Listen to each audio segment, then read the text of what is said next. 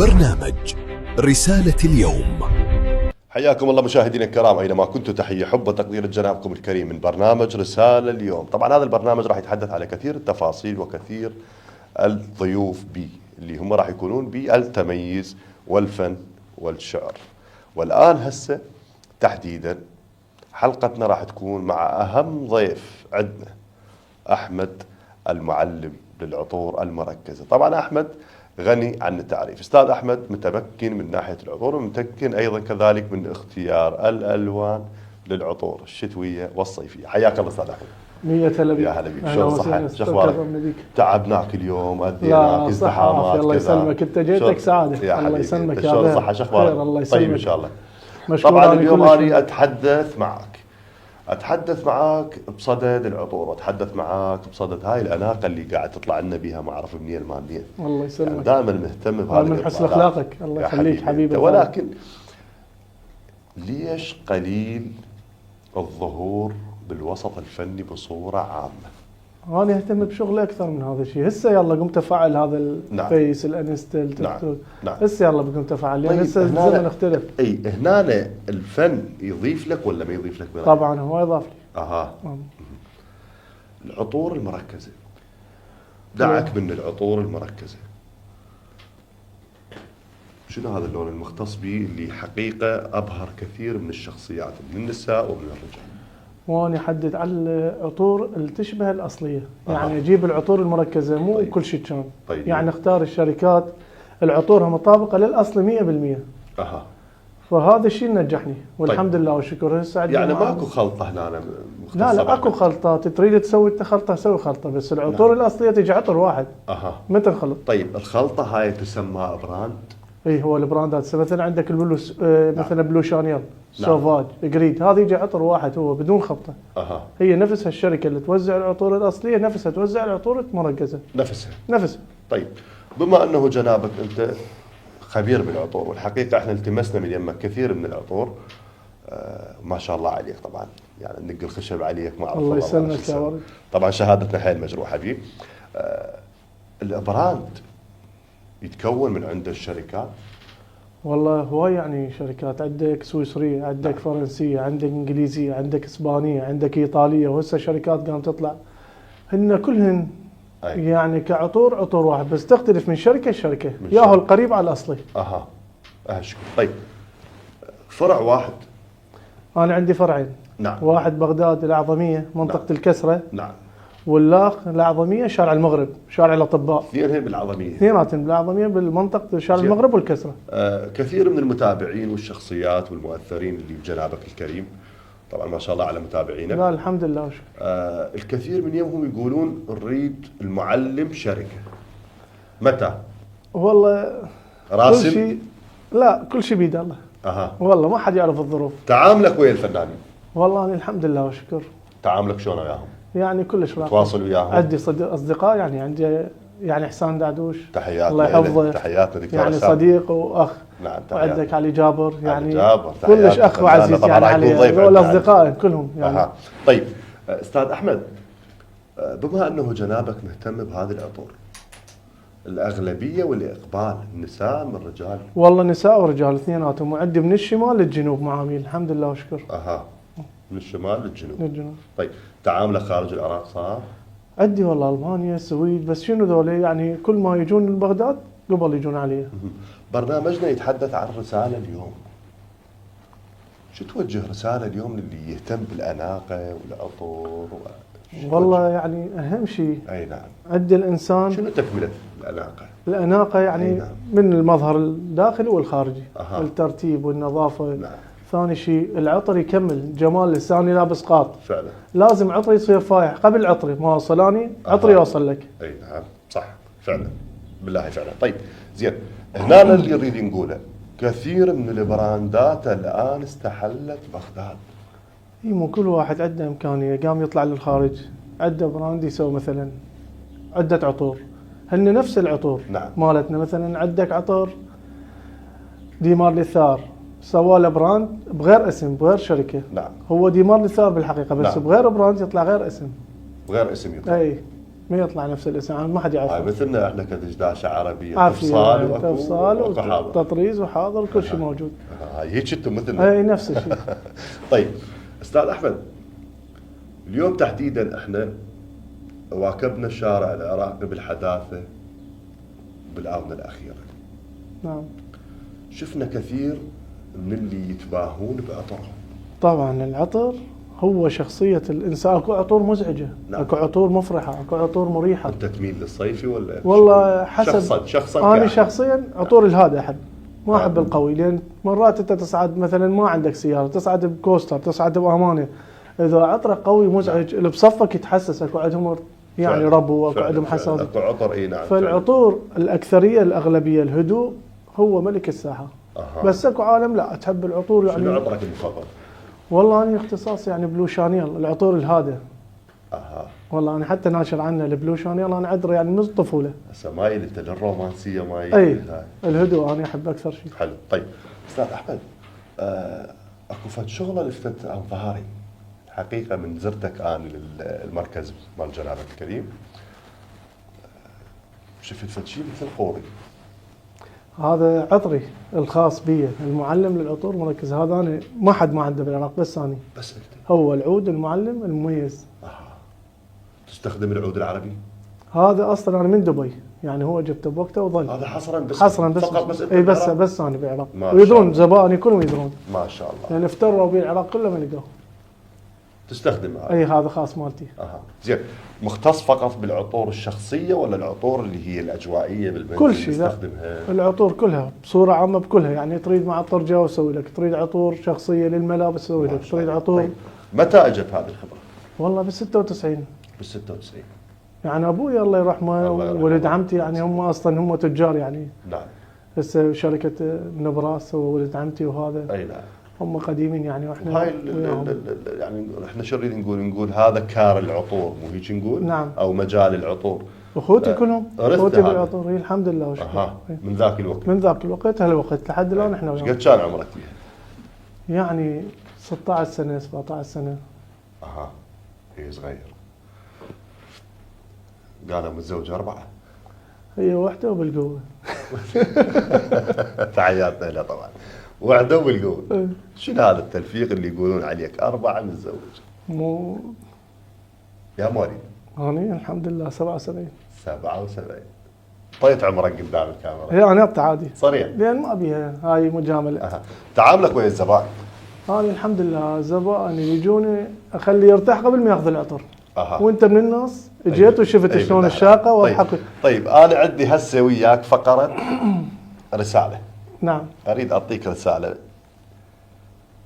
تقرأ لي إياها أمام السادة المتابعين. والله أنا هاي في الرسالة لك، لأن أنا زين أتفاعل يعني بيك. أنت اقرأ الرسالة. يعني أعطيك إياها. أنت تعطيني إياها. يلا أعطيك إياها هذه. يلا ناخذ هذه أول وحدة. بسم الله. هاي خوش رسالة هاي. يلا اي نسمعها. سؤال من أحد الزبائن: دائما أشوفك تتعامل مع الزبائن بفكاهية وبدون توقف. فعلا أنا أشهد والله. شنو رسالتك للمتابعين؟ أها. باوع هو أكثر العالم التجي. أي نعم.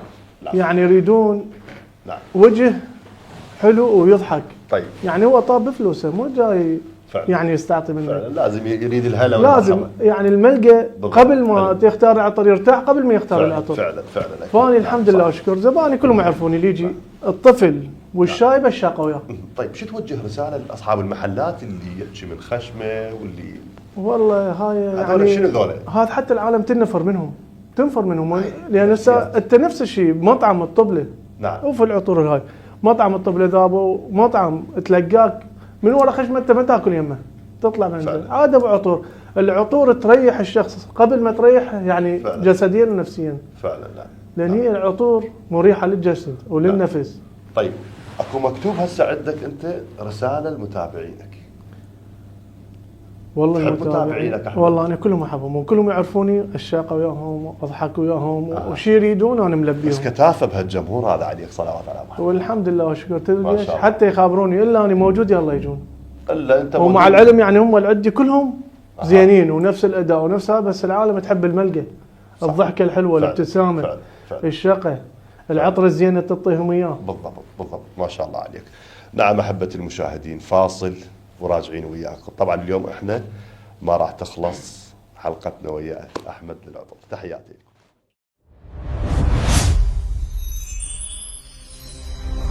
برنامج رسالة اليوم. نعم أحبة المشاهدين، عندنا وياكم من برنامج رسالة اليوم مع ضيفنا الكريم أحمد المعلم للعطر.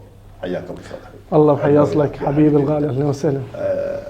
منو الفنان اللي تحب تتعامل وياه من ناحية العطر؟ من الفنانين الجدد من الجدة أريد. سيف الشريفي، فنان سيف قدير ومبدع. اها، سيف الشريفي، تحياتنا لك سيف الشريفي يا حبيبي.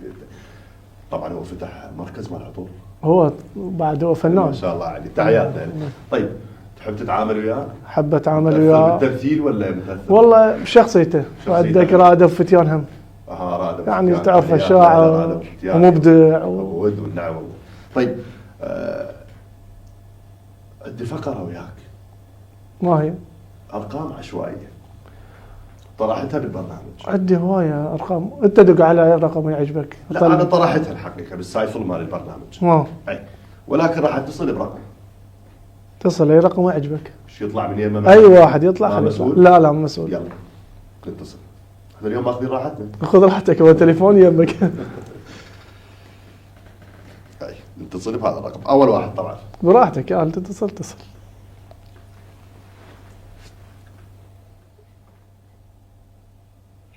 السلام عليكم. عليكم السلام. حياك الله، شلون الصحة، شو اخبارك؟ الحمد لله، انت شلونك؟ يا حبيبي انت، احنا الان متواجدين ببرنامج رسالة اليوم، وضيف حلقتنا اليوم احمد المعلم خبير العطور المركزة. اهلا وسهلا. يا حبيبي انت، هذا اللي هو اللي دائما مراعيكم بالاسعار ودائما يتفاعل وياكم. الان هو بالجو، شو تحب توجه له رسالة بما انه احنا اطلقنا الارقام العشوائية اتصال بالضيف؟ اوصف له انه ماكو ابو عطور نفسه. ماكو شنو؟ ماكو ابو عطور نفسه، احسن معلم للعطور. اها، شو التمست من العطور مالته؟ او شنو العطر اللي خاص بيك انت ماخذه من يمه؟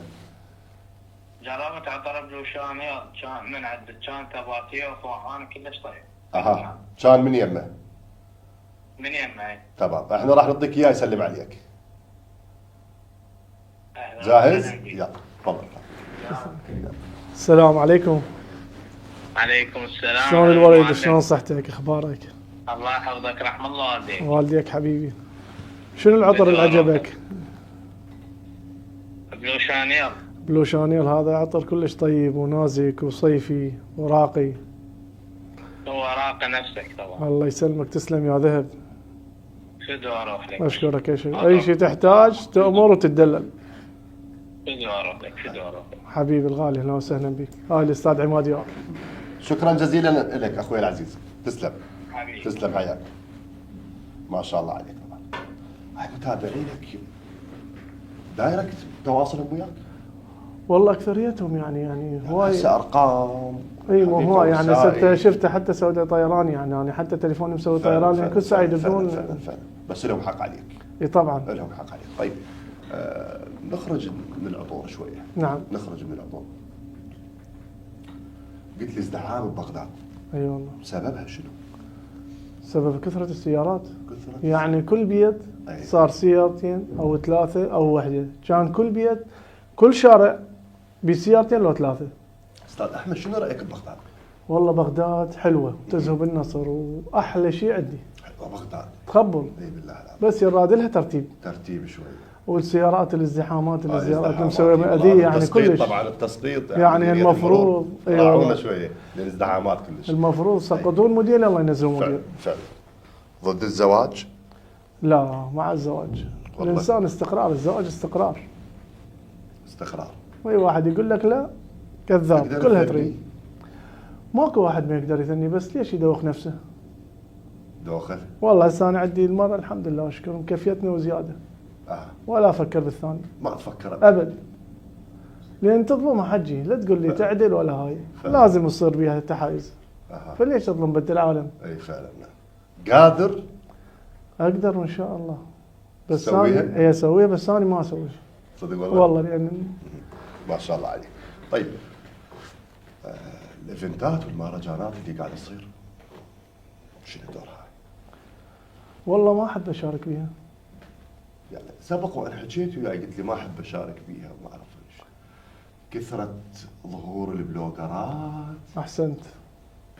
هذا اللبس صح، اي هو من وراء هاي مو يعني هيك. قبل كان تتذكر انت فعلاً، مالاتك فعلاً، المهرجانات فعلاً، ومالازيا فعلاً. كان حلو محتشم. هسه يعني مشكله. شنو هذا الانفلات؟ والله كل واحد سبب وتربيته. التليفون ولا ايش؟ والله التليفون هو دمار الشامل للتليفون. اها. لان هسه التليفون كل شيء تقدر تختار على اي موقع على اي. طيب عندنا هاي بعض احنا المشاهير الاطفال ما تسيطر عليها. فعلا اطفال هسه ما تقدر تسيطر عليها، التليفون كل شيء يطلع لك. فعلا صح. تطلع قران تطلع لك اعلانات اثناء هذا، تطلع فعلا. كل شيء، فمشكله. طيب هاي المشاهير هسه اللي طلعوا لنا بالاونه الاخيره اللي ما اعرف منين طبعا انا احب اقول الله يساعد وزاره الداخليه. طبعا هاي المحتوى الهابط المحتوى سوى الهابط كارثه، يعني دمر هذا- عوائل، يعني عوائل كامله دمرها. فعلا والله فعلا اي بالله. طيب شو توجه لهم رساله استاذ؟ والله اوجه لهم رساله يعني يبتعدون عن المحتوى الهابط ويبتعدون عن اي شيء مخل بالشرف، فعلا لان هاي اذيه البشر واذيتها كل من ورا ذولا. بالضبط نعم. طيب انا عندي فقره ويا خاطر اختم بعد. اي حبيبي انا اخذت عطر من يمك. اتذكر. تتذكر اخذت، بس ما تتذكر احنا اللي اخذناه شنو، شلون كوناه وشلون صار. جبت لي بوقتها انت جبت لي عطر اي مكتوب غير اسم وانا عرفت اسمه، بالضبط. وكان اسمه بكرات روج، اها بس هو خاليه بغير نوع بغير شيشه، بغير شيشه. كاتبين بوقتها ما ادري اشعار ما ادري شنو فد اسم فعلا. زين تجاري. انا هسه اريد اشممك فد شغله هي عادي. وطينا رايك بس عادي. بدون مجامله. هي عادي عادي. المعلم للعطور مم. عدل. طيب. هسه عطرك هذا خاص لا بيك عطري. بعد. بس اللي راح تشتمه تابع المعلم ولا لا؟ طبعا. يلا خلينا نشوف. بس هذا عطر لسه بدي اسولف لك بيه، وهذا نفس العطر. نفسه والله. والله نفسه بكرات روج ولا ادري بيه والله. طبعا بس هو هذا عطرك. تحياتي لك. الله يسلمك، وجبت الله يحيي جداً اصلك. خفيف الظل الله ويانا. يخليك، تسلم يا ذهب. واني اهنيك الحقيقه، اهنيك على تعاملك ويا الزبائن، اهنيك على تعاملك ويا برامج التواصل الاجتماعي ومع كل الاصدقاء والزملاء اللي داخل الوسط الفني وخارج هاي الوسط. شهاده اعتز بها. يا حبيبي انت الله يسلمك. انسان ناجح وطموح ودائما باني احلامك وعطرك الخاص بيك لثلاث الابعاد الحقيقه. يعني الله ما شاء الله يخليك، عليك. تسلم يا ذهب. شو توجه اليوم رساله لمتابعينك والناس؟ والله نشكر كل المتابعين واشكرهم على حسن تعاملهم وياي، هم هماتين تعاملهم كلش حلو وياي. فعلا. فاني يعني اوجه رساله للكل، احبهم واحب كل انسان يجيني مخلص ومطيع. رساله اليوم، برنامج رساله اليوم حبيته؟ كلش حلو، والله. كان برنامج كلش ناجح، يا حبيبي. واني اشكرك على هذا يا حسن حبيبي. استقبال انا سعيد وضيافتك. بمعرفتك الله وسعيد ايضا يسلمك. كذلك بلقائك، وجدا اني مرتاح وياك. واني هماتين شكراً. حبيبي الغالي، يا اشكرك حبيبي. وانا زحمه عليك. نعم أحبة المشاهدين، إلى هنا نختم حلقتنا لهذا اليوم. كان معنا ضيفنا صديقنا وعزيزنا أحمد المعلم للعطور. خلوكم ويانا بحلقة أخرى مع ضيف آخر. إلى اللقاء.